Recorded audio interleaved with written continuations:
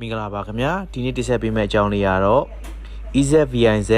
CCN model လေးကိုကျွန်တော်ဖုန်းနဲ့တွဲပြပေးမှာဖြစ်ပါတယ်ကျွန်တော်လည်းအတူလိုက်ပါလေးလိုက်ကြည့်ရပါခင်ဗျာဟုတ်ကဲ့ပါခင်ဗျာကျွန်တော်စတင်ပြီးတော့ parking ဖောက်နေရဖြစ်ပါတယ်ဒီထဲမှာပါတဲ့ accessory လေးကိုကျွန်တော်ပြပေးမှာဖြစ်ပါတယ်ခင်ဗျာဟုတ်ကဲ့ပါဒီထဲမှာပါတဲ့ accessory လေးကတော့ကင်မရာပါမယ်ကင်မရာကိုနေရာမှာချိတ်လို့ဆက်လို့ရမယ် GoPro လေးပါမယ် power jewel ပါမယ် adapter ကောင်းလေးလည်းပါပါမယ်ဖြစ်ပါတယ်ခင်ဗျာ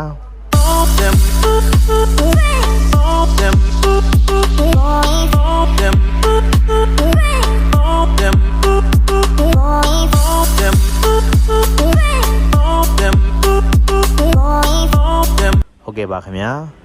ကျွန်တော်စတင်ပြီးတော့လက်စင်မီနဲ့ကင်မရာနဲ့အရင်ဆုံးချိတ်ဆက်မှာဖြစ်ပါတယ်ကင်မရာရဲ့နောက်ဖက်မှာ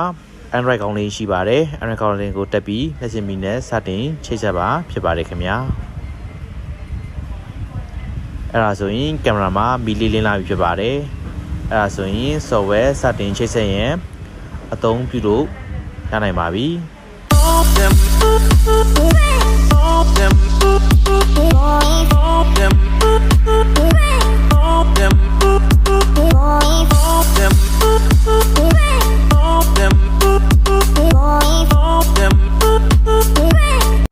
ဟုတ်ကဲ့ပါကျွန်တော်ပထမဦးဆုံး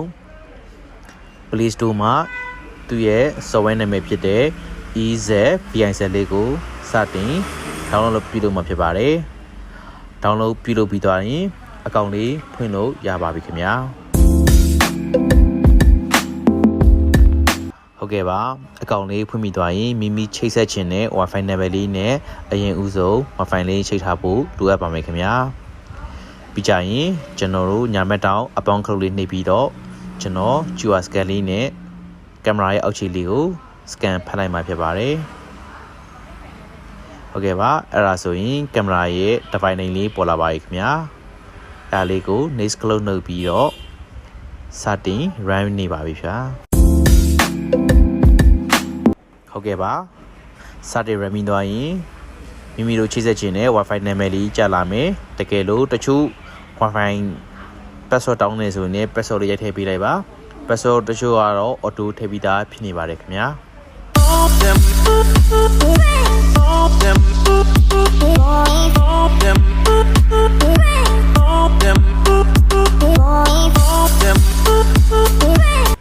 အဲ့ဒါဆိုရင်ကိုရွေးချင်တဲ့နာမည်လေးတစ်ခုကိုရွေးပြီးတော့ next close နေလေးပါအမှာ configuration တောင်းလိုက်မယ် configuration သူက auto run ပြီးသွားရင်သူက connecting ဆိုပြီးတော့ပြသွားနေမှာဖြစ်ပါတယ်အဲဒါဆိုရင်100%ထိစောင့်မိပါခင်ဗျာ100%ပြီးသွားရင်ကင်မရာလေးနဲ့ဖုန်းလေးနဲ့ချိတ်ဆက်ပြီးသွားဖြစ်မိနေပါပြီခင်ဗျာ